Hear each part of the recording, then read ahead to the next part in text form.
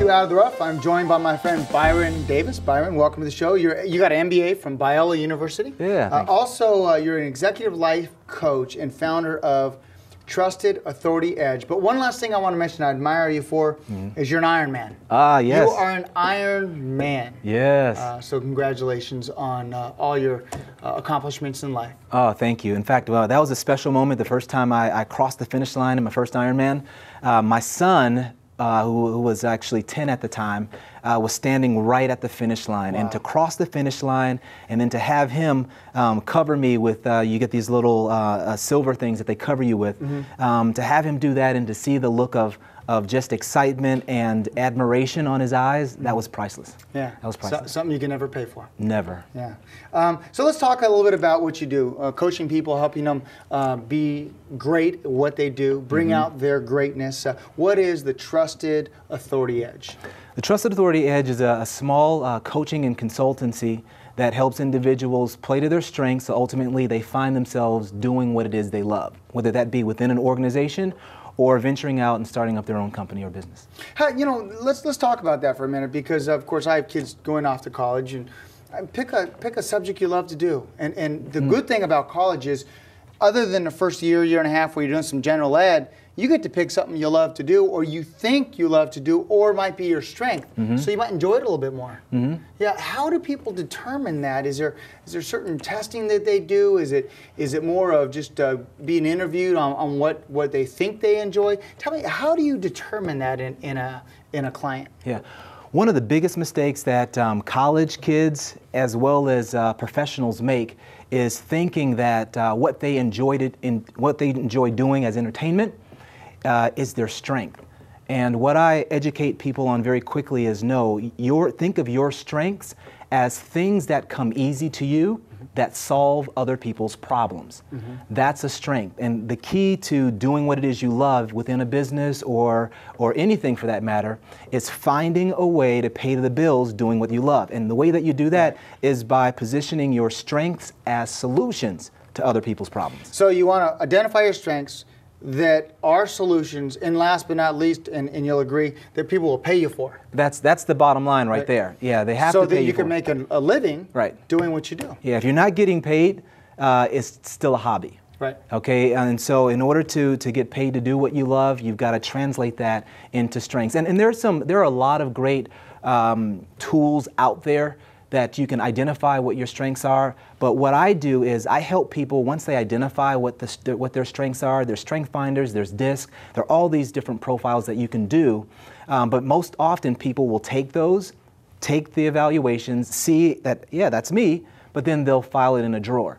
What I do is I show them how to take that awareness now and then to do an assessment of their organization, and then come up with strategic and practical ways to position themselves within that organization to allow their strengths to come forward more. Because once key decision makers know that that's what you can do well, guess what? You get promoted. So listen to what Byron's saying. So for the employee that's out there that kind of loves what they do and really trying to make a difference in their organization, what are some of those strategies that they can use to let those in authority within their company know what they love to do so they can gravitate towards that job or contribute to the team towards that job?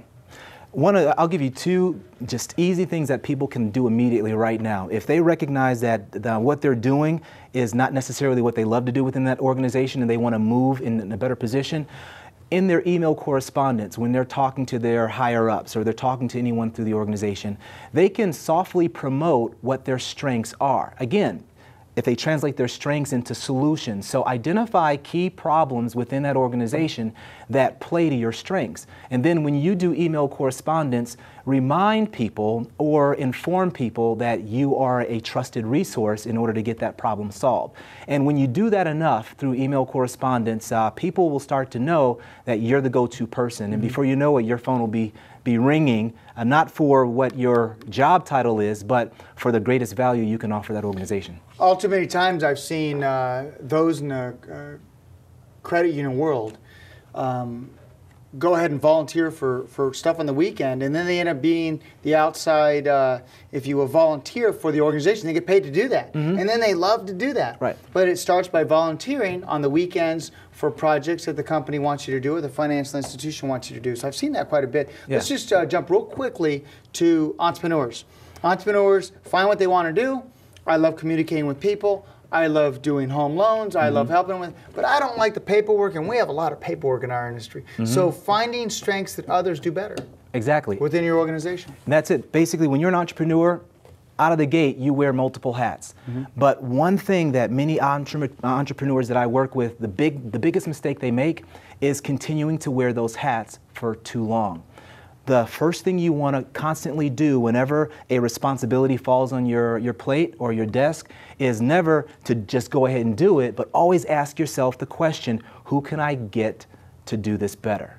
Who can I get to do this? That's the question. Instead of going and doing it yourself, always ask what intern can I hire to do this? What person can I barter with, trade services with to do this? I love that. Constantly want to make sure that people who are better at doing those things are doing them for you. And there's two things that I'll just mention before we end. And one is those that don't have the resources to hire somebody, get an intern to come in from a local community college, teach them the skills that you know and have, and they'll come and volunteer, or they'll come in at a much reduced wage. And the second thing is, it becomes all about them. I don't trust anyone else. Well, then how can you trust yourself? You gotta train and supervise, but then let people grow, because a lot of people do it better than us. Exactly. Look, you know what? Your business will never scale if you continue to try to do it by yourself. Okay, nothing significant happens on an island. It happens in a team. And another thing, just quickly, not only do we want to invite interns, but also we want to invite retired people who still love what they do. But now they're sitting back, twiddling their thumbs. Hey, bring them out of retirement. Bring them out playing golf. Right. They're out. Hey, sometimes they really have so much they want to do. Yeah. And contribute back to the society. Your virtual assistant, your executive assistant. I mean, there are so many roles in your organization that can be filled by someone who just needs to be asked. Yeah. Very good. Those that want to reach out to you, Byron, how can they reach you? Yes, best way to do it is to go to byrondavis.co, and that's it. Not .com, but .co. Perfect. Continue health in your Ironmans, and all you do, I see at the gym all the time, and you inspire me to get better every day at what I'm doing. Thank you for having me on the show, and again, thank you for all that you're doing. You make a great impact in this community. Thank you. Thank you. Ladies and gentlemen, Byron Davis, MBA from Biola, Executive Life Coach, and a Trusted Authority Edge. We're going to jump to a quick break, and we'll be right back.